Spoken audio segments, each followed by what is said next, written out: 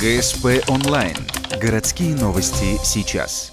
Суббота, 10:00. Актовый зал поликлиники номер 1. Вручение медали за 50 лет борьбы с диабетом. Странное название на деле означает: человек смог прожить с сахарным диабетом полвека и больше. В республике Коми лишь один такой гражданин – ухтинец Григорий Шевелев. Сейчас пожилому мужчине 80 лет. Как оказывается, рецепт долгой жизни – найди-ва прост. Гимнастикой занимаюсь. Все 50 с лишним. Лежал в госпитале.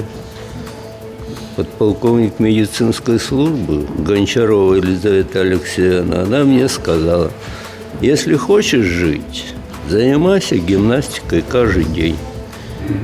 Вот и все. Медаль за жизнь с диабетом учреждена Джослинским центром. Увесистая награда с надписью, где нашлось место слову «мужество», прибыла в Ухту из США.